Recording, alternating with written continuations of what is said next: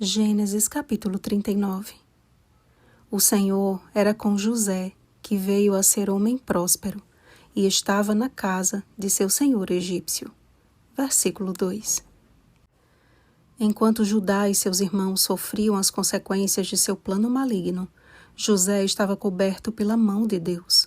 A partir de hoje, veremos a impressionante história de um jovem que decidiu ser fiel a Deus, mesmo diante das circunstâncias mais desfavoráveis, tornando-se assim um grande homem de Deus. Não podemos esquecer que José enfrentou uma longa jornada até o Egito e que lá foi vendido como uma mercadoria. A Bíblia não revela o que ele teve de sofrer, até chegar à posição de um servo próspero e benquisto por seu senhor egípcio. Mas até conquistar a confiança de Potifar, é muito provável que ele tenha enfrentado as dificuldades de um escravo. Ainda assim, é perceptível a fidelidade de José e sua firme decisão de confiar no Senhor em todos os momentos.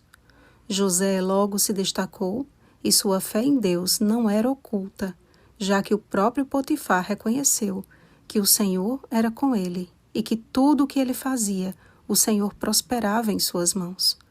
Além de próspero e excelente administrador, José era formoso de porte e de aparência, qualidades que logo foram apreciadas pela mulher de Potifar, que todos os dias convidava José para o encontro em sua cama. Ora, seria fácil para ele enganar seu senhor, e certamente, por ser a mulher de um oficial do Egito, se tratava de uma bela mulher. José, porém, possuía algo de que tanto o mundo carece hoje. Ele tinha o senso constante da presença de Deus. José era temente a Deus. E o fato de não dar ouvidos ao que aquela mulher lhe dizia todos os dias, deixa isso bem claro. José demonstrou ser fiel aos mandamentos de Deus, amando o próximo, nesse caso Potifar, e amando a Deus. Podemos perceber isso em sua famosa declaração. Como, pois, cometeria eu tamanha maldade e pecaria contra Deus? Sua consideração por Potifar e seu temor a Deus são claramente demonstrados em sua resposta e na reação em fugir da armadilha sensual daquela mulher. E mesmo assumindo o risco de morte e sendo preso injustamente, José permaneceu resiliente, de forma que mesmo na prisão, o Senhor era com ele, e tudo o que ele fazia, o Senhor prosperava. Será que temos tido a mesma firme resolução diante da insistência diária de um inimigo que tenta nos seduzir? A mensagem que precisa ser pregada a todo o mundo em nossa geração diz: temei a Deus e dá-lhe glória, pois é chegada a hora do seu juízo, e adorai aquele que fez o céu e a terra e o mar e as fontes das águas. Apocalipse capítulo 14, versículos 7 a 8. Temer a Deus e dar glória a Ele é viver o padrão de José. É a decisão de honrar a Deus em tudo o que fazemos, de forma que isso revele quem de fato nós somos.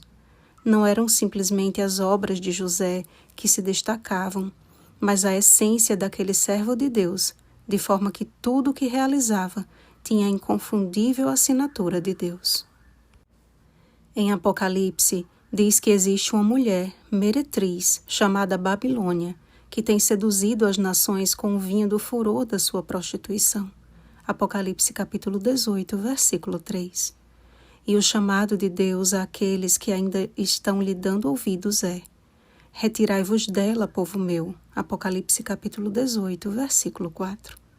Ou seja, fujam dela. Como José, somos chamados a fugir dos encantos enganadores da meretriz e estarmos firmes, unidos à mulher pura e resplandecente. Apocalipse capítulo 12, versículo 1, que é uma representação da Igreja de Cristo. E nessa escolha, amados, acabamos sofrendo a fúria de um inimigo que não suporta a perseverança dos santos. Apocalipse capítulo 12, versículo 17, capítulo 14, versículo 12.